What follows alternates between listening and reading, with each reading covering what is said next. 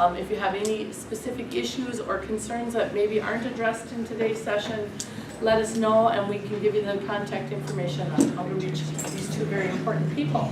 So with us today we have Representative Barb Haley and Senator Mike Goggin, and I'm going to just kind of let them take over and explain what all happened in the session, and they prepared a really nice handout too for you to review things as well.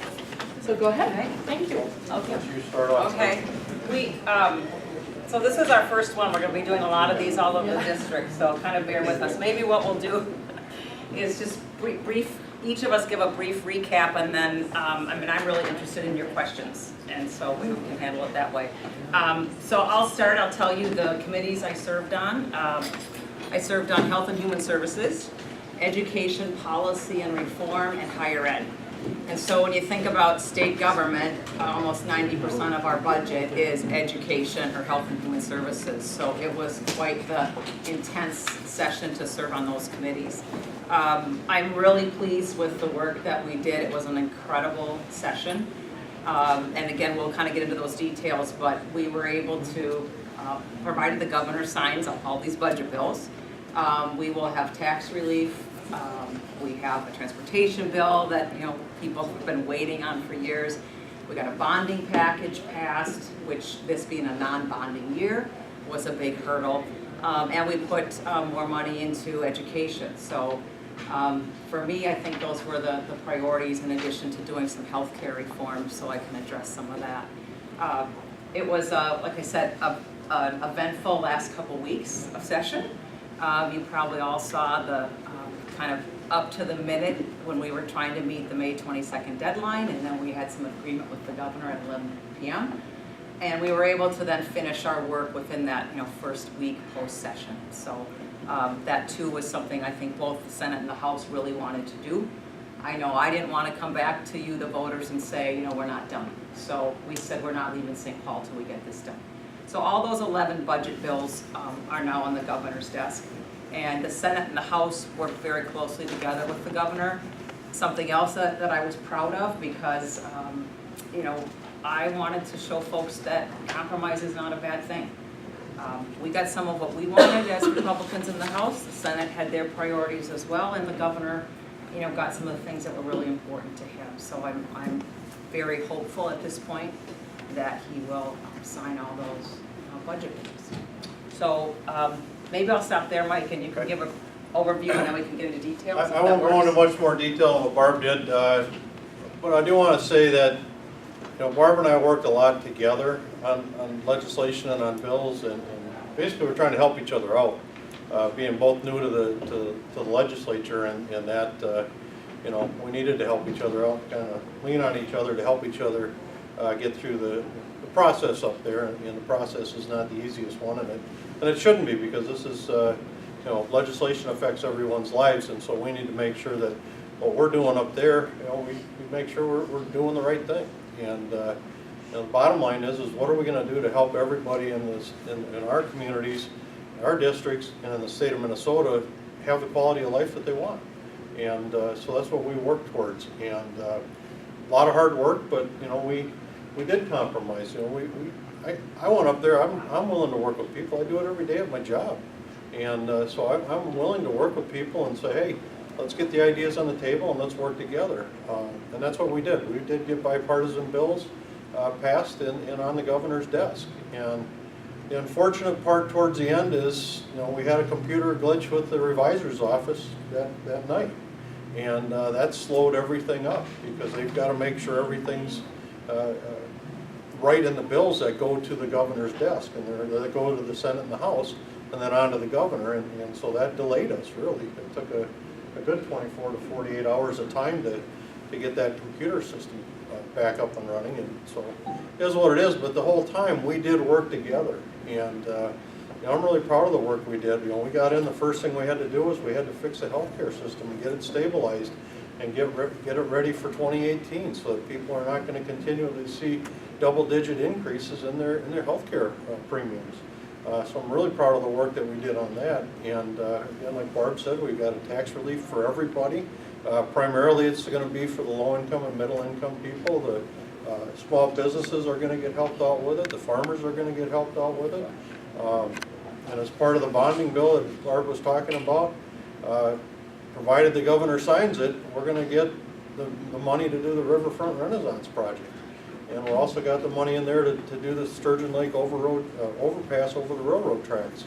And you know, this is all good infrastructure funds that we're getting to help our city keep moving forward and keep taking advantage of the resources we have, especially the river. That's a big economic package for us here in town. And to get that riverfront set up for the larger boats and for tourism, that's huge. And then also to fix the TB Sheldon Dam. So that's a huge asset to the community. So with that, I'm just going to stop and let you guys start asking questions and have at it. So this is for you. So I want to make sure that you folks get your questions answered. And as Patty said, if we don't get them answered, we'll get them written down and we'll get the answers for you. So Maybe I can give you, just kind of break down the tax bill, Senator Godwin, if that's a good idea. So maybe just jump in if I don't have it right. So the tax bill, again, is targeted to middle and lower income families, but there's business owners in the room. Significant reform. Our businesses in town pay an additional property tax to the state of Minnesota above and beyond their other taxes, and that property tax had an automatic inflator, so it would go up every year with inflation. What we did is we passed that inflator would stop, and that the first $100,000 of value on a business property tax would be tax exempt. And that's a really big deal to towns our size, when our Main Street businesses struggle to, you see the empty storefronts.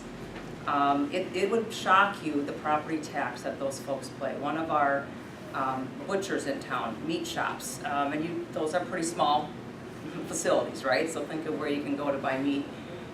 They pay over $30,000 a year in property taxes. So to get the first $100,000 of value tax exempt is a real nice way that those businesses can reinvest in their businesses and invest in their employees. So that was significant. We improved the deductions for families saving for college. So they can deduct if they're saving to a 529 plan, and also students that have graduated and are working and paying income tax, they can deduct their payments on their student loans. So two, again, very significant things, because we know college debt is a struggle. We also changed the taxes on Social Security income. So whether you're, and I don't know if I have the figures off the top of my head, but if you make less than $77,000, we raised the limits, okay? So if you make jointly filing less than $77,000, you're gonna get some tax. Any income below that, there's kind of a graduated schedule, but you won't pay as much on your Social Security income. We couldn't, people say, why can't you just get rid of that? Because Minnesota is one of the few states that taxes Social Security income. And the reality is the cost to the state to totally get rid of that would be billions of dollars. So we can't afford to just say no more taxes on Social Security income. But we're going to try to gradually take a bite out of that apple, every session, and keep reducing that. So that should help our seniors. So seniors, the other one, seniors, students, businesses, farmers. Farmers pay. So think of, your house, and you pay property tax based on your land. Think of a farmer's land. So when a school is trying to pass a referendum, it's really difficult in rural communities because farmers oftentimes may veto those referendums because they're paying on the total value, the property value of their farm, all that agricultural land. So it was an unfair burden on agriculture. So we changed that tax structure so farmers won't pay as much, and it's not coming out of the education money, it's coming out of the general fund. But that was a very big deal in rural Minnesota because we need them to support our schools, and it was kind of an unfair burden. So those were the most significant things in the tax bill.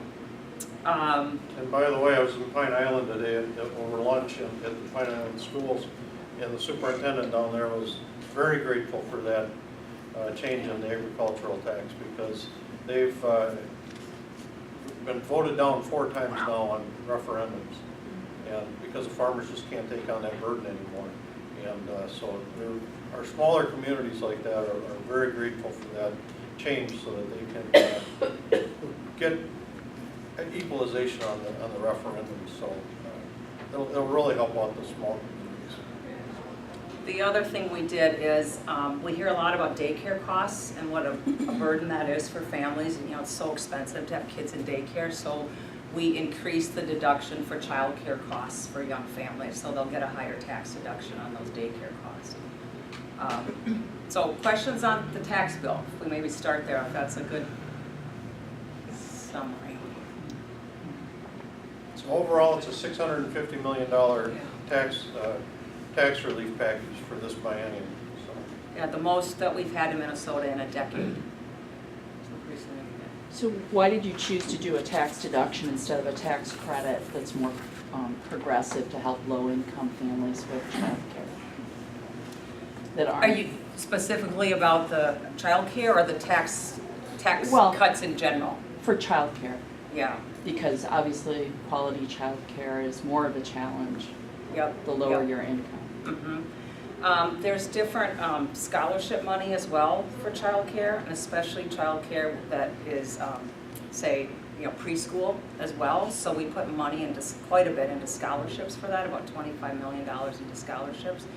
And we also put money into grants specifically targeted at rural Minnesota so that we can incent folks to start new daycares because childcare, we have such a shortage in rural Minnesota. So I don't know if that directly answers your question, but we sort of looked at the problem as a whole and said, how much can we put into this pot, this piece of the pie, and this piece of the pie, and this piece of the pie.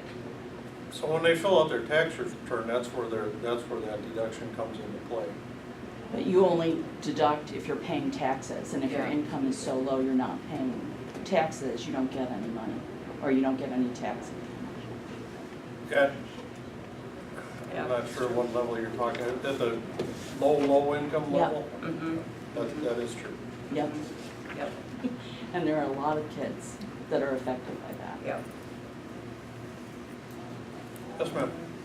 Well, tell me when you're ready. Yeah, go ahead. Questions about other bills. Sure, go ahead. Okay. You want me to- I'll stand up Sure. so you can hear me, all right? Do you know if the Medicaid reimbursement rate for dental care was increased? It's been really low. I know that affects children, it affects adults as well. I personally see this in my volunteering at the care clinic, and also I drive as a volunteer, and amazing number of Redmond residents can't go to a dentist here because the reimbursement rate is so low. And so I end up driving them to Rochester or St. Paul, which is an added expense. And also, it's a stressful thing for these people that have to go out of town to get that care. So I'm curious, did the Health and Human Services bill include an increase? Yes, it did. I I can how get, much? yeah, and off the top of my head, I don't. Do you know, I don't Senator? recall off the top of my head. I can email you, but I know I was in touch with Julie Mallion, the director of the care clinic. Minnesota was actually called out by the federal government to address this issue because our reimbursement rates for MA dental are one of the worst in the country. So we did put money into that. I can't tell you specifically off the top of my head, but yes, we did. I serve on Health and Human Services, and I can't tell you it's a heart-wrenching committee to be on because there's so many needs, and we heard hours and hours and hours of testimony from folks, and what we have to figure out not only as a state but as a country is just how do we keep affording health care. 1 in 5 Minnesotans is on medical assistance. 1 in 5. So that dollar amount is growing so much. And you all know, as baby boomers retire and there's less folks coming in, so we have less people paying, taxes in to try to, support these government programs. What was disappointing to me, well, first let me tell you, I guess from the priorities for the House in Health and Human Services were, because we couldn't meet everybody's needs, we had to address the health insurance situation. And then priorities were disabled children, disabled adults, seniors, and just kids in general. So we put money into kids that, for abuse, sex trafficking, homeless kids. I mean, those were our priorities. That was the funnel that we had to look through when we were talking about all these different needs. So we tried to focus our money there to what we thought were the most vulnerable Minnesotans and where we could make the biggest impact. But I know, I mean, you could call out a lot of different needs, and I would say, no, we couldn't increase here, we couldn't increase there. Because just the cost of the structure we have in MA is skyrocketing. So we have to every year, come back in and try to address it. Go ahead. So related to that, if the federal government reduces the money that they're providing states that have expanded Medicaid and use some of those funds for Minnesota Care, will the Minnesota legislature reconvene if the federal government carries out that potential major reduction? I can't answer if we'd reconvene because only the governor would have to call us to Yeah, the reconvene. governor would have to call a special session on that. Yeah. But as Barb said, that's something we're gonna be addressing every session. As any changes at the federal level, we have to address them at the state level. And as Barb said too, I mean, we looked at who's the most vulnerable in the state of Minnesota, who needs the most help right now that we can get to them, and those were the groups that we chose to help. And as you said too, with the kids and that are in the low income end, I mean, that's who we went after, was those folks that really need it and have to have it in order to get through their day-to-day life. One of the challenges Minnesota has, and Dr. Decker, you'll remember this, the federal, and I might not have it quite right, I think it's 2013 numbers that the federal government is basing those reimbursement levels on. And Minnesota has historically been very efficient with our MA dollars. So our trend isn't as, it doesn't look as needy as other states. So we get a lower reimbursement. We have for decades Long time. from the feds. You look at Florida, or particularly a lot of the southern states, and they've had, they haven't managed it as well, so their needs look greater, so they get a greater reimbursement. And I know we're advocating to our congressman at the federal level to try to get that calculator not based on 2013, because we were very stringent then with our dollars. So we're gonna get less coming in. So it's very complex. But because we've managed it well in the past, we get a lower reimbursement amount to begin with. But I also did talk with Jason Lewis the last time I saw him, and said, the federal government needs to look at what Minnesota's doing right, so they can use that for the other states, because, that's the issue, is if you're mismanaging it or not using it as effectively as other states are, then the states that are using it effectively get shortchanged on it. So we've got to figure out how to fill that gap and how to make it equitable across the spectrum. So.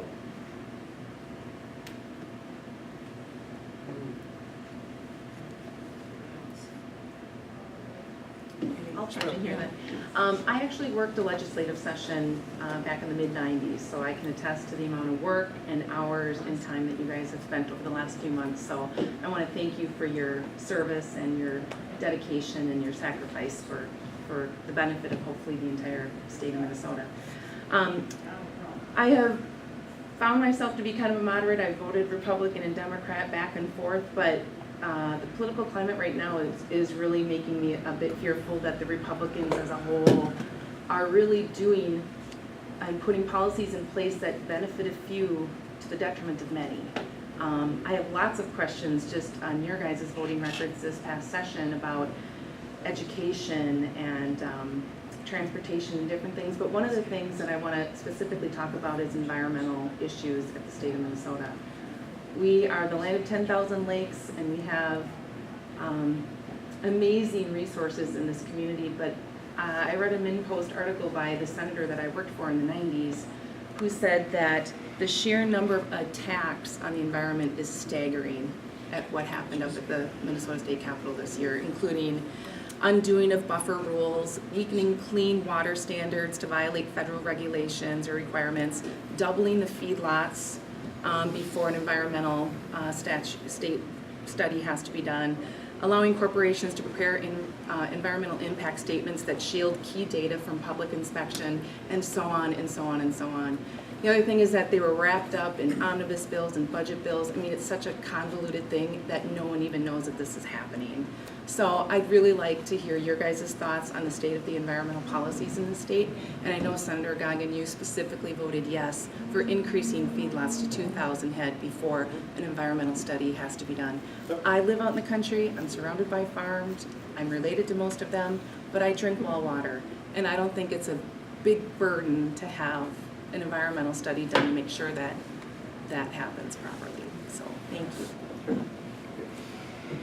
Want to take buffers, want to take feedlots? Yeah, the feedlots, I mean, when you look at it, the farmers have to, when they put the manure out into the fields, they can only put X number of amount in each field based on acreage and that.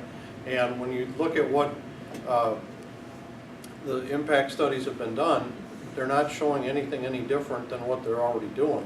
And with today's standards and techniques and technology, it's not like it was 20 years ago when those 1,000 animal feedlots were incorporated. And you know, when you look at the barns, for example, the hog barns, and the design of those barns with the pits underneath, they've got everything underneath there sealed up with the way they do the concrete structure, the way they put the bladder, basically it's like a big bladder underneath it. And they also have stations along there so they can check. Every day they have to record if they see anything in there, and if they do, then they've got to go in and start fixing that and getting that all squared away. So technology has greatly changed from what we had 20, 25, 30 years ago. I wanted to make sure that, you know, we had the opportunity to look at that 2,000 feedlot before we actually made a final decision. That's why I voted for it out of the committee. I wanted it further reviewed and discussed before we said yay or nay. And, but with the technology that we have today and what you look at, you know, the farmers have to keep track of every ounce of manure that they put on their fields, and where they put it, how often they put it, what the conditions were for weather outside, so all of that has to be in there. Buffer law. I'm not against buffers by any means, okay? What my issue was is you look at where we are in southeast Minnesota, we've got all the bluffs and the hills, that you've got all these farm fields and other fields up above that are affecting the water down below. So when you look at a farmer that's down below and he has a stream coming through, you can check the water as it comes into his property and when it exits his property, and the delta there is what you're going to get for his impact or her impact on that water, right? We need to look at it comprehensively and take into account everything that affects that watershed. So what I was advocating was, let's get with our Soil and Water Conservation District folks, because I did get the folks at Bowser to finally admit that they're the Soil and Water Conservation people make the final decision, with working in conjunction with the landowner and local authorities to determine what that comprehensive plan is going to be. So Bowser came out with a 6-pack plan of these are the alternative practices that you can put into place. And they also came up with the 7th one that allows for additional alternative practices. But the whole thing comes down to, we've got to stop that water coming down so rapidly from up above. We've got to have buffer strips up above in the fields. A lot of the fields around on their upper lands, they don't have anything. They're not required to under just the buffer lot says a 50-foot strip. I'm not against that. My whole thing is I want to have a comprehensive plan that does actually clean the water and get all the silt and stuff out before it gets down to the Cannon River or into the Mississippi River or any of the rivers. That's what I want. Did any of that get moved forward? Yeah, we actually did get the seventh option in there that allows for working on plans like that. So, but it's going to take a lot of work with the landowners, the farmers, and communities, the Soil and Water Conservation District, Lake Pepin Legacy Alliance, for example. We need to get all these people together and work on it. And 'cause I don't want dirty air, dirty water, dirty land. I mean, I live and eat and breathe just like everybody else does. So that's where I'm at with the buffers. So. But why delay the implementation of the buffers? You Uh, can work on those other plans while you're, I mean, the buffer plan was set to go into, They got a 6-month extension, Yeah. is what was finally agreed upon with the governor. And the So they issue got a is 6-month too, extension. with the seed, in order to plant the buffer strips in that, we've got Palmer amaranth, which is one of the real bad noxious weeds that's coming into the state. It's been in 2 counties identified already. Iowa, they first found it in 5 counties, now it's in 49 of 99 counties down there in 5 years. So we wanted to make sure that we had the seed supply that we could say, we don't have these noxious weeds in there. We can prevent those from getting into the land. And so that's a big part of it, but then also these alternative practices are gonna take time to put together. We just, to do the 50-foot strip, yeah, it's gonna do some help, but it's not gonna be the final end-all, be-all answer. The big reason for giving farmers a little bit more time, and we heard a lot about that, 2 big reasons. The DNR had to publish the maps. So when the original buffer law was passed, it said, you know, any public water has to have a buffer on it, a 50-foot buffer. Well, that was whether your farm backed up to, you know, a lake or a river, or also if you had, you know, a stream or a little drainage ditch on your farm. So the DNR was producing these maps to tell farmers what classified as a public water, and they kept changing the maps. So a farmer could call in and say, okay, on my property, it's here and here and here, and then the next week, the DNR would say, well, no, we changed it again. So farmers were throwing up their hands saying, can somebody just please tell me, how do I get in compliance? So we needed to clear that up and allow them more time. What also happened is there was no remuneration for farmers. So think about if it's your own property and the government's coming in and saying, Barb, I'm gonna take 50 feet of your, you know, your lot, and so then when you sell, you're not getting that money, but we need it for an easement. So I can understand why farmers were furious. That's land they couldn't farm, and it also is land that is their property value when they want to sell their farm. So there was money provided at the federal level to reimburse some of this buffer land. The state had to provide a match. So we needed a little bit of an extension too to say, let the federal money flow in, how are we gonna work the state match? How are we gonna get that money to the farmers? So let's allow that to happen before we start penalizing and charging the farmers fines. So I really advocated that, and when people would call my office, I'd say, we are not, or I wasn't in favor, I think you said it too, I was not in favor of repealing. We were never talking about repealing the buffer law. We were trying to solve the issues that the farmers were so upset about and legitimately upset about. So that's what's happening. They have another 6 months. We're going to be able to give them some money. They have the option for these alternative practices, and we clarified when is 16 feet needed versus when is 50 feet needed. So that's what happened. The last point I want to make, when I can't remember the article you mentioned though that said, these things were hidden. It's, I don't agree with that, but I think here's how it could appear to people. Water issues are in about 5 different pieces of legislation. So it's not like there's one clean water bill. There's the environment bill, there's legacy, that's the lottery money, that goes into clean water. There's a bill called LCCMR, what does it stand for again? Oh, geez, I'm trying to remember all the Yeah. acronyms. So there's environment, legacy, LCCMR, and then I'm missing another one. So, that the legislation that impacts water quality is spread out across different committees and different bills. So it's hard to, maybe see it all there, but I would tell you, everything is, in my experience, I can only speak for myself, is fully vetted. When you hear on the news, they're meeting in the dark of night and nobody knows what's in these bills. Well, yes, we were meeting all night, many nights. It doesn't mean we were waiting for the dark of night. We would have really liked to come home. But that's just how it works at the end of session. But those bills, those omnibus bills, have been worked on for 5 months. So you've heard it in committee, not once, but twice, but 3 times. So the House has passed their bill, the Senate has passed it. Then you've heard it again in a conference committee, and it's come to the floor of the House or the Senate. So by the time you're finally voting on it, you have a sense, you've heard it many, many times, and what you're trying to pull out, a 700-page bill, I want to know what's changed. What's changed as that's come downstream, from House to Senate to conference committee to negotiating with the governor. And we have outstanding staff. So the staff is always giving us briefs to say, here's what's changed. So it's not, in the dark of night and purposely that you don't know what you're voting on. That's kind of how it works. It's just how it Well, works. and then Does that also help a little bit? on the House and Senate websites, all of the bills are out there with every version. Any change is out there. So they've been out there for, like Barb said, since about mid-January when we started getting them going into the system. So you had your first version go out there.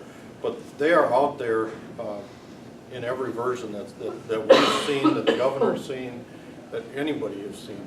And as Barb said, we have a great staff. They go through and they tell us, here's what's changed in them since the last version. And then I'm sure Barb does too. I go out and I look and make sure that those changes are in there. We've identified a couple where the changes that were supposed to be in there weren't in there. And it was an oversight, so we caught it. And at the end of the day, you are voting on an omnibus bill, 11. So there may be things in that environment bill that I didn't agree with, but my process was, is this good for my district? Is it good for Minnesota? Do I support the majority of the bill? If the pendulum swung to say I can't support the majority of it, then I would have voted negative. But you are always faced with a vote that it's probably not 100%. It's just too bad some of that stuff went into the omnibus bill, based on your party.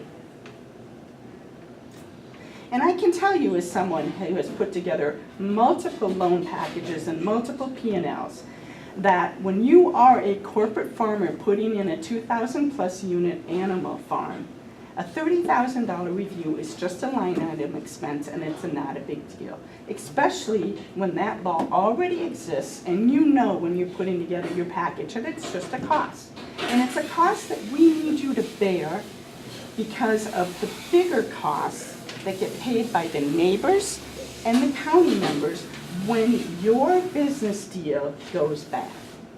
So I strongly disagree with the 2,000 animal units, and I hope there comes a time that we can revoke that. It's not in there. That was removed. It's still at 1,000. So if Governor Dayton signs today, it would stay at 1,000 It's supposed animal to stay at units. 1,000 animal And I units. hope you think very hard for the next time you come around to vote again, because 2,000 animal units is not an appropriate level for environmental review. And you need to think about the people around that location, especially when that owner does not live there. Well, I mean, I'm not gonna get into an argument with you. I mean, farmers own large volumes of acres, some own more than others, right? I mean, I used to work in the 70s on a farm that was 1,200 acres, so I mean, you could say that even though he was at this location, he still had land a few miles down the road. I mean, is that what you're saying? I'm saying that for a lot of these buildings that are placed, there is no owner that lives on that location. And there are neighbors within 1,000 or 2,000 feet. If I go build a garage today, in fact, we're building one right now in Cannon Falls Township, I have to get permission within 1,000 feet to put a building, let alone a hog production that is spitting out manure and all these other environmental impacts onto the land and the groundwater. So the biggest idea to me is that I've heard it come up repeatedly over and over again that these companies cannot afford the costs. That is just not true. But just to kind of maybe wrap that up, the 2,000 acre, or 2,000 hog limit didn't pass. No, So it's still at 1,000. still at 1,000. Yeah. But I appreciate your comments about the corporate farming. I think in Minnesota in general, we gotta keep our eye on that. When their local farm is much different than somebody who lives in another state and is farming our land. The one Somebody difference when else someone had- lives there, I Yeah. think, that she's pointing out, is that in one sense, you at least make an assumption of maybe somewhat better stewardship, because if something goes bad, you know, you're smelling the Right. manure, you're Right. smelling everything, you're Right. there, you're paying the price along with the neighbor that's collateral damage. I think that's the point you were really making at that point. Whereas if you're away, it's like, I don't know about this, I'm somewhere else. Yeah. So you're talking the Kohlenhofer farm, right? Yeah. I mean, they're not that far from that site. I mean, that's their property, that's part of their farm. There were a couple other questions. Say right here. Hi, a few of my questions, I'm kind of taking a completely different route, so, I was curious, sort of a two-part question. One, Representative Haley, you mentioned something about some bills that have gone through to help benefit individuals who have survived child abuse, and I'm pretty sure you mentioned something else about human trafficking. I spent the last year of my college career working with individuals who have faced those situations, and I helped work with them in my future career. And I was wondering if you could expand a little bit on that. Yeah. And then give me your email too, because I could direct you to the specific bills. Yeah. I had no idea the amount of human trafficking, sex trafficking that exists in Minnesota. Shocking. Stearns County, kind of the epicenter, but also Minneapolis. And what's happening now when these rings get found out, then they're moving out to greater Minnesota, where they can hide. And they are using hotels, they're buying houses. Usually either homeless youth or very, poor, maybe that have been kind of couch hopping in their friends and, not in a home environment where somebody's looking out for them, are being, picked up by these sex trafficking rings. It is absolutely frightening. And one of the comments in the hearings was, if we don't get a handle on this in Minnesota, this is gonna be worse than the drug trade. And this I can't, because you can sell a drug once, but you can sell a girl once. It's horrible. So there's pilot programs. There's been a lot of success in Stearns County in how to identify these rings and things that law enforcement needs to watch out for. We funded safe houses for girls and women who have been victims of sex trafficking, so they can, get out and have a place to live and recover. And so we funded safe houses. We funded training for law enforcement. You asked about child abuse. In the past biennium, we did a lot of reforms to the mandatory reporting system and child cases. So a lot of focus there too on supports for those kids. But I could direct you to the specific bills. Awesome, that'd be awesome. Yeah, And then this but is kind of it's just working on your committees. Yeah. At least in Iowa right now, which is where I go to school, Mhm. a lot of the survivors are being turned towards domestic violence shelters. But, yeah. And I was wondering if in the future, in your crystal ball, could you Yeah. see maybe some assistance being turned towards those shelters that are already really strung out for resources? Yeah, they call them safe houses, and I can't remember it was named after a girl. It's Anna's house or Karen's house. It's Yeah. one of those, but it's been. Aaron's? Was Aaron's Aaron's law we Aaron's passed law, too. yeah. So it's starting. Yeah, the help is starting, but we have to Because keep our radar. I've been in school in Iowa, and that's the human trafficking situation is an even bigger problem in Iowa than it is in Minnesota. Barb, can I ask kind of a broad Yeah, question?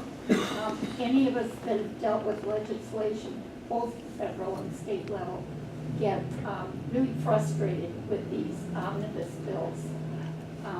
Do you see any possibility at all of some legislative reform to go back to bills addressing single items rather than these huge bills that you're confronted with at the end of the session? Yeah. I don't know. I probably have to be there longer, honestly, Peggy, to get a fuller picture of it. I mean, the challenge is, we had a 5-month session and 11, omnibus bills in a budget year. So how do you, right now I can't wrap my head around, if you separated all that, how would you have the time to get through those bills? There were almost 3,000 bills introduced in the House and About equally in the Senate. 3,000 in the Senate. I mean, anybody can, you can come and give me an idea and we can write up a bill and, drop it in the hopper. 3,000 pieces of legislation. Not all those were heard in committee and not all those were advanced, but when you're talking about, education and taxes and environment, I don't know how else you do it, frankly, but I appreciate what you're saying because it's a messy process. I wonder if maybe you couldn't go back and look at the history, and that's how they used to do it. Yeah. It's really not all that long ago Yeah. that bills used to be considered as bills and didn't. Didn't get rolled up. I suspect it may take more time to do it this way. Yeah, more debate and, Yep. I mean, we look at what's happening at the federal level with right. squeezing everything around to try to fit in reconciliation bills. And, it's just, it would be far more transparent. Mhm. And I was just curious if you thought there Yeah, would be any effort to move that way again. yeah. I'll keep my, mind open to it. I don't know what the path would be right now, but to be there a little longer. I just got a question, and you might have addressed it right at the beginning. I'm just curious about the biennium budget. I know over the last probably 30 bienniums, the total spending always goes up, and it's like a significant increase. But yet we hear on the news, or sometimes people call them massive, drastic cuts. But I'm curious if you could give us a little perspective. Were there massive cuts where departments actually ended up with millions of dollars less? Or just, and how much, so what was our spend last biennium? What was it this year? Was it a drastic cut that nobody gets any extra money? Or did they actually get an increase in funding for most programs and most? We went from $42 billion in the last 2015-16 biennium. Now we're going to a $46 billion. So it's a 10% increase. We could have done absolutely nothing all session and it would have went up 7% because of the inflators that were already in there. So that's what we have to work on too going forward is how can we reduce those inflators? And that's the difficult part. And so when you're hearing cuts, well, I'm forecasting $10 million. I'm actually spending 7, but I got 8 for the next biennium. They didn't get cut.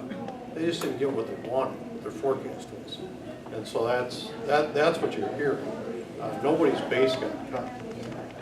It's just, what was requested, that nobody got all of what they requested. So, but we still ended up $4 billion more over the next biennium. I'd be curious on a percentage basis, what the average family income went up compared to what the average state budget went up. Nothing like this. I mean, Yeah. we had, Government keeps going up. So they get a great Can our increase out of economy our support it? Yeah. No. budgets No, than we we do. we can't. I mean, when you look at Give me your email and I'll send you something. about 6 to 8 years out from right now, you look at what's going to happen with healthcare, with all of us baby boomers retiring and coming in and going into the Medicare, Medicaid, and all that. We can't afford to keep going with these increases like this. We have to start taking a hard look at what we're doing and really assess what are the true priorities. So. But when you say they're at 7 and 8, Got it. they got, they 7 and they requested 10, but got 8. You think those were unnecessary requests? Some of them were deemed to be that, yeah. I mean, what happens is, and this, I saw this a lot in our committee because I'm on Agriculture, Finance and Policy Committees, the Veterans Committee, Jobs and Economic Development, and then the Energy Committee. And every time they come, the departments would come in with their budgets and their requests, they were adding more and more full-time equivalent people to their role, to their... Unnecessarily? Yeah, I mean, there's over 4,400 jobs, new jobs being requested this year alone in the government, in the governor's budget. And we can't sustain that kind of growth in the state employee pool, because every time they came in with a new program, they said we need 2 or 3 or 4 or 5 people to run that program. When you look at it and you're saying, well, why can't we work that under this over here? Why can't the people doing this do that as well? And it's computers and stuff, so it's, what is it, the Health and Human Services has 700 IT people? 700 IT So, people. And we So- need to upgrade the computer system. They're operating on a DOS-based archaic system from the 80s.